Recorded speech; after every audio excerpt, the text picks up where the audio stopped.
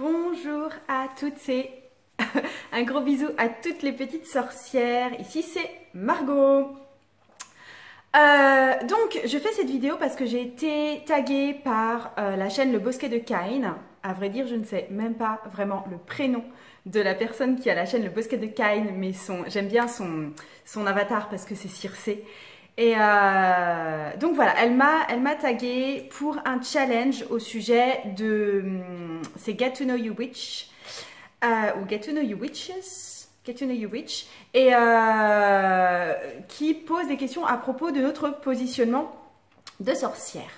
Donc je vais répondre aux 15 petites questions et vous allez voir aussi à travers les questions en fait pourquoi ça m'a mise un peu mal à l'aise d'être invitée sur un tel challenge.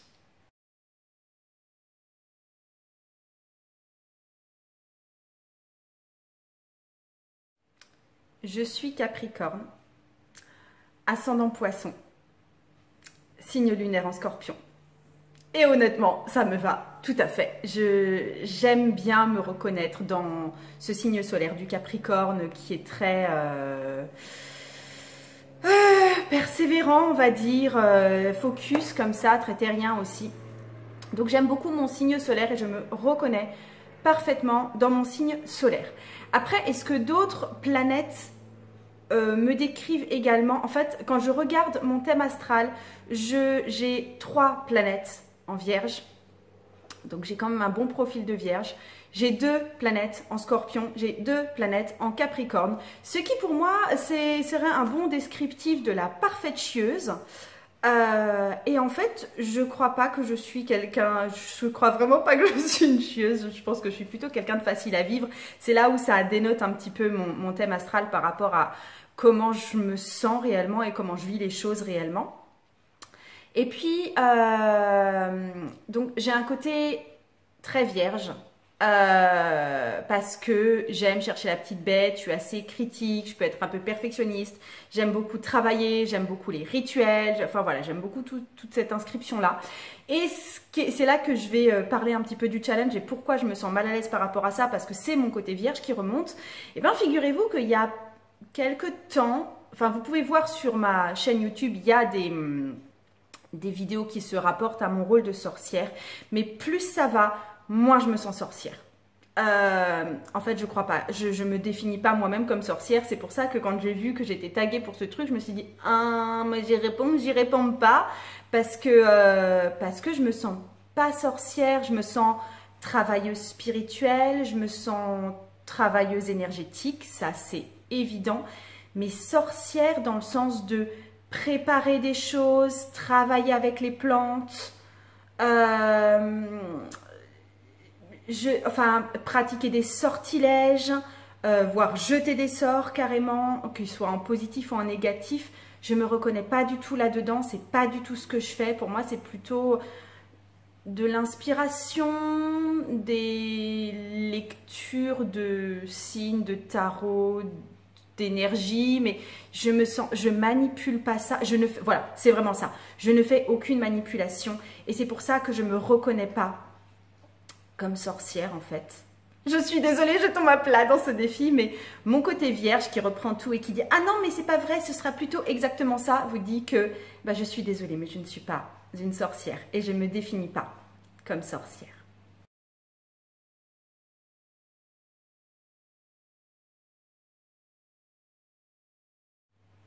J'utilise pas de musique en fait dans tout ce qui est de l'ordre de mes rituels ou de mes pratiques spirituelles.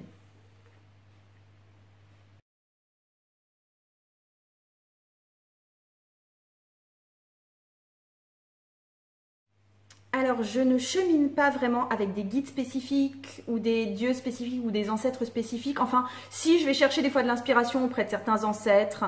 Et puis, il y a Hera derrière moi. Mais, je veux dire, le spectre n'est pas assez large pour que je puisse dire qu'il y a quelqu'un de sarcastique. Non, non, par contre, clairement, jeu de tarot sarcastique, Nicoletta Cecchioli dans toute mon armoire de tarot. J'ai l'impression que celui-là, il me dit régulièrement nanananer et j'ai envie de lui mettre une baffe parce que je pense que je n'en ai pas encore fait le tour, parce que je pense qu'il est un peu complètement pervers comme jeu. Donc voilà, c'est celui-là qui me jette un petit regard sarcastique et qui se fout de ma gueule.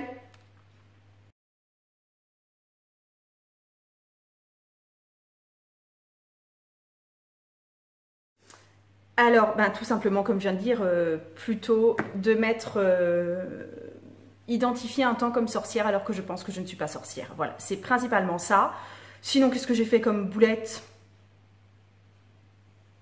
Oh, c'était pas... Enfin, des trucs où je fais fumer des choses, de la sauge blanche, et après, l'odeur imprègne tout pendant des jours, là, et en fait, j'aime pas du tout ça. J'aime beaucoup travailler avec la sauge, notamment, plus qu'avec de l'encens, parce que ça amène cette atmosphère, parce que ça met effectivement dans un état second, parce que ça m'aide vraiment plus à glisser dans d'autres états d'autres états de conscience. Mais après, ça reste cette odeur un peu de brûlé que j'aime moins par après, en fait. Le jour d'après, j'aime plus trop ça. Donc ça, c'est peut-être considéré comme une boulette. Sinon, ouais, je voulais quand même rajouter... Là où je me sens peut-être moi le plus sorcière, c'est pas quand je suis à mon hôtel, c'est pas quand je suis en méditation, c'est pas, en fait, c'est dans aucune pratique véritablement dite spirituelle, mais par contre, c'est quand je suis ces temps-ci à ramasser des prunes, il y a quelque temps à ramasser des cerises, c'est quand, ouais, c'est toute cette connexion au cycle des saisons, aux choses qui poussent. C'est quand je fais la cuisine et quand mes épluchures, je les mets sur mon compost. Tout ça, c'est beaucoup plus... il y a plus cette vibration de sorcellerie à cet endroit-là. Et parce que je m'immerge aussi dans le truc en train de faire et sans forcément être en train d'être méga connectée spirituellement. Je ressens plus cette vibration sorcière, en fait, là-dedans.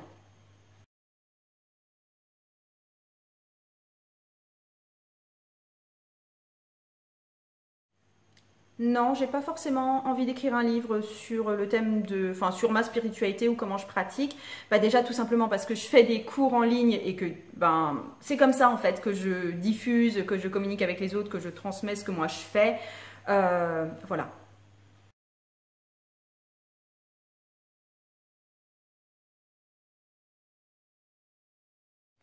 Alors, je vais répondre spontanément parce que là, cache, j'ai pas tout qui me vient. Déjà, je suis désolée, mais vous allez me donner un petit coup à boire, hein, parce que ce sera quand même bien plus fun. Alors, j'aime pas, je suis pas quelqu'un qui aime se pochetronner la gueule, mais par contre, si je suis invitée à un repas ou quelque chose, ouais, j'aime bien boire un verre de bière ou un verre de vin. Donc, s'il vous plaît, vous me mettez un verre de bière ou un verre de vin, du rouge de préférence. Merci beaucoup, premier article. Deuxième chose, vous allez aussi me donner un truc à bouffer, s'il vous plaît, parce que j'aime bien manger, j'aime bien les fruits. Et si vous n'avez pas de fruits, c'est pas grave. Franchement, des curlis ou... c'est très très bien des curlis. Parfait. Donc ça, c'est bon. Donc, à picoler, à bouffer. Troisième élément, je pense que j'ai besoin de quelques cartes de tarot qui m'ancrent en fait. L'impératrice. Je me reconnais, enfin j'adore l'impératrice, le diable parce que ça représente mon signe du Capricorne et que du coup je connecte quand même pas mal à cette carte-là. Et s'il s'agit vraiment d'une invocation là-dedans, on va prendre mon côté Scorpion aussi, vous allez rajouter la mort comme carte de tarot parce que j'aime bien ce côté très intense et ce côté très transformateur et voilà, ça c'est un truc que j'aime bien dans la carte de la mort. Donc l'impératrice, le diable, la mort. Qu'est-ce qu'il y aurait encore? J'aurais peut-être besoin de quelque chose qui sente bon. Je pense à des huiles essentielles et j'en ai pas en particulier. C'est pas franchement pour les propriétés des huiles essentielles. C'est vraiment pour l'odeur, pour le truc agréable, le truc enveloppant. Ça, ouais, je suis absolument pour. Et j'ai aussi envie de... Je suis en train de me demander sur une pierre... Ouais, vous me mettez du jade. Je veux bien du jade, s'il vous plaît. Merci. Et puis comme ça, j'apparaîtrai dans vos cercles.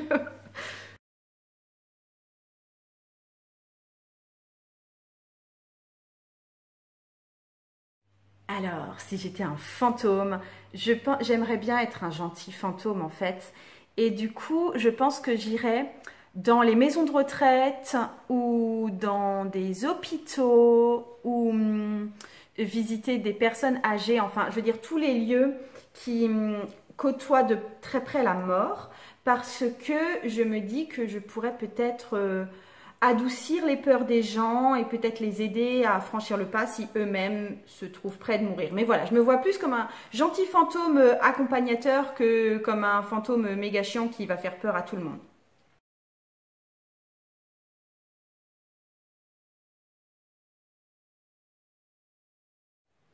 Alors, comme je l'ai dit, j'ai jamais annoncé à personne que j'étais sorcière parce que, bon, voilà. Mais par contre, chez moi, j'ai un altar, une armoire de tarot, etc. Donc, ça fait partie du décor de la maison. Et soit les personnes sont déjà au courant et du coup, ça les étonne même pas. Soit ils sont pas au courant et ça peut arriver qu'on me pose des questions et qu'on dit «Ah, tu lis le tarot» ou un truc comme ça. Et dans ce cas-là, il n'y a pas de problème. Mais c'est pas très drôle comme, comme réaction, je trouve ça plutôt juste sympa. Et sinon, les personnes qui peuvent être un petit peu gênées ou mal à l'aise font juste semblant que c'est rien du tout, quoi. Elles font juste semblant que j'ai une bibliothèque normale et c'est tout. Mais en fait, j'ai jamais eu de réaction vraiment drôle ou bizarre et c'est quelque chose qui est très bien accepté chez moi et dans mon entourage parce que je pense que je suis entourée par pas mal de gens qui ont ce type d'ouverture spirituelle ou qui eux-mêmes font des choses suffisamment bizarres pour ne pas se permettre de juger mes trucs bizarres à moi.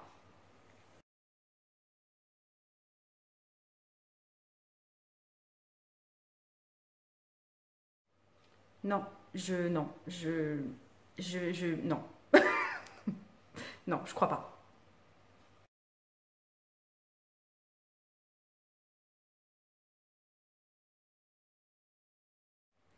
Ah, sérieux, j'aurais la capacité de voler, tout simplement.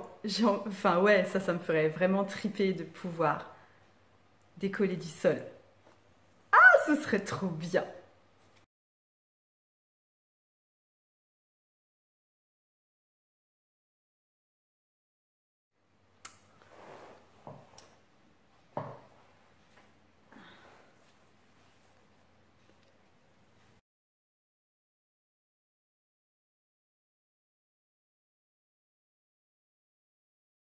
Alors, je suppose que la question, c'était les youtubeurs ou youtubeuses qui ont participé à ce défi. Et honnêtement, pour l'instant, j'ai regardé que la vidéo du bosquet de Caïn. Mais bon, bref. Alors, Madame Bosquet de Caïn, Madame Circé, je vais t'appeler Madame Circé, c'est tellement joli. Alors, qu'est-ce que je vais te demander? Alors, le premier truc qui m'est venu, c'est punaise, mais j'ai rien de spécial à demander à un bon génie. Enfin, ça va plutôt bien là. J'aimerais te demander, s'il te plaît, de m'organiser une réunion, mais tu vois, où j'ai pas à me faire chier avec où, quand et les temps de trajet et tout. Une réunion avec les personnes merveilleuses, les tarologues particulièrement, ou les sorcières en général, que j'ai rencontrées via YouTube, via Instagram. Et tu nous fais un gueuleton ensemble, s'il te plaît. Ça, c'est mon premier vœu. Mon deuxième vœu. S'il te plaît, j'aimerais un... Mais en fait, c'est des trucs que je peux faire moi-même.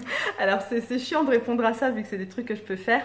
Non, mais j'aimerais un nouvel arbre fruitier dans mon jardin parce qu'il manque un peu d'ombre et j'aimerais bien, je sais pas, un poirier ou un pêcher. C'est cool, un poirier ou un pêcher. Ça, je veux bien. Qu'est-ce que j'aimerais encore?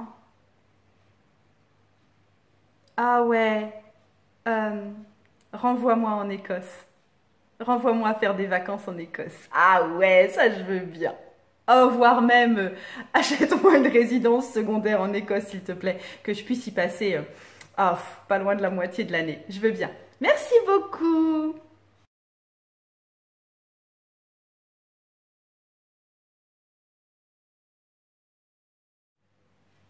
Devenir télépathe. Là.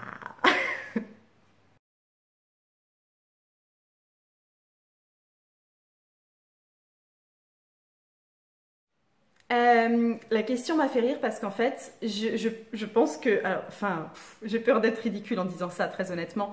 Je pense que j'adhère pas mal aux croyances qu'on retrouve dans les livres de Bernard Werber. Celui avec les guides, nous les dieux, et celui, tous les thanatonautes en fait, avec les différents cercles au-dessus, et qui permettent de s'élever et ensuite d'accéder éventuellement à la réincarnation.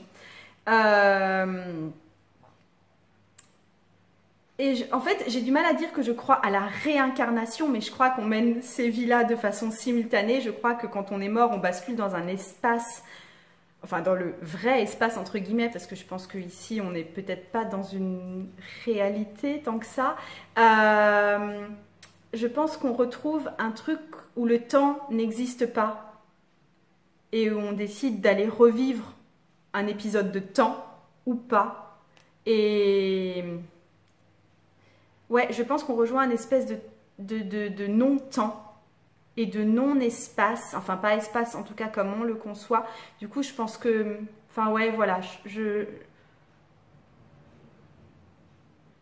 sais pas non plus si j'en ai fini, si ces temps-ci je libère des choses, parce que Dieu sait que j'y travaille, si j'aurais suffisamment libéré de choses ou vécu les choses que j'avais à vivre en tant qu'humaine dans toutes les nombreuses vies que j'ai eues, j'imagine, je ne sais pas si j'aurais fait le tour.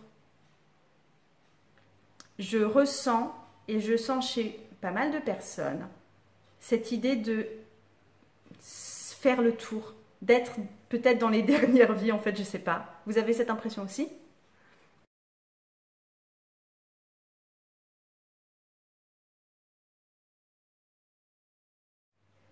I have no fucking idea. J'en sais rien. En fait, c'est très dur de répondre pour moi pour plusieurs raisons à cette question. La première, c'est que je pense qu'il y a même 2 ans, je ne pouvais pas imaginer là où j'en serais, mon état spirituel actuel. Donc là, je me dis que dans 5 ans, j'ai juste aucune idée de ce qui va se passer, des rencontres que je vais faire, des formations, enfin tu vois, de tout ce qui peut être au niveau soit de l'ouverture, soit de la fermeture, soit dans plus d'ancrage, j'en sais rien du tout. Voilà. Ensuite, ouais, je pense qu'aujourd'hui, j'ai vraiment aucune connaissance des choses qui peuvent être déterminantes pour moi, qui vont influer sur ce que je serai dans 5 ans. Tout comme il y a 5 ans, j'aurais pas pu savoir à quel point j'en serais aujourd'hui. Et j'adore ça, enfin, c'est vraiment, allez, fais-moi la surprise, go, on y va, yallah. La deuxième chose, c'est que je pense qu'en termes de se projeter dans 5 ans, et c'est super de le faire avec des objectifs matériels, du style dans 5 ans j'aurais visité tel pays, ou dans 5 ans j'aurais déménagé, ou un truc comme ça. Parce que quelque part c'est ce qui fait qu'on avance en tant qu'être humain. Je pense qu'avoir des objectifs matériels c'est vraiment pas mal, parce que ça nous permet de nous repositionner et d'être dans cette progression et cette avancée qui fait que on se confronte un petit peu à nous-mêmes, et voilà, on trouve des pistes d'évolution aussi. Mais et ça, effectivement, je peux me fixer des buts matériels pour dans 5 ans, de ce que je veux être, devenir, où est-ce que j'en serai professionnellement, par exemple, dans 5 ans, voilà. Mais je pense pas avoir envie de le faire pour le champ spirituel. Pour moi, il n'y a pas de fin, il n'y a pas de but, il n'y a pas de je valide cet objectif. Je n'ai pas d'objectif spirituel en fin de compte. Donc, si, peut-être arriver au seuil de ma propre mort en ayant effectivement libéré le plus de choses possible, avoir traverser le plus de choses possible, avoir fait de cette expérience sur Terre l'expérience la plus riche possible, mais c'est pas dans 5 ans, c'est un but sans fin en fait, c'est un travail continu. Voilà. Donc j'ai répondu à toutes les questions, je vous invite à faire de même, je vais vous les mettre en barre d'infos. Je pense que je vais vous les mettre en anglais, je pense. Je ne savais pas qui taguer, étant donné que les grandes youtubeuses ou personnes avec qui je peux converser sur Instagram et YouTube sont déjà taguées ou l'ont déjà fait, type Katutaro, type Papolité Lunaison, etc. Ben, le Bosquet de Cannes qui m'a appelé justement pour faire cette vidéo. Donc, il y en a une qui n'est pas taguée pour l'instant, que je connais et dont j'ai très envie de connaître les réponses. C'est Camille de Swanomancy, qui fait des podcasts et qui les met en ligne sur YouTube, mais c'est vraiment quelqu'un, pour le coup, de très sorcière et j'apprécierais d'avoir ses réponses. L'autre personne, mais qui ne fait pas des vidéos sur YouTube, mais qui du coup communique beaucoup sur Instagram, et Miss, si tu peux répondre sur Instagram, mais ce serait juste trop top, c'est Ginger Fun Fire. En fait, ce qui me revient en premier, c'est sa boutique Etsy, la Tanor Création, mais elle est vraiment sorcière jusqu'au bout des ongles et j'aime beaucoup son énergie. Et Ginger, réponds aux questions. Je vous fais d'énormes bisous et toutes celles qui se sentent appelées à répondre à ces questions, mais allez-y, je crois que c'est vraiment libre et en tout cas, j'ai bien aimé. Des bisous.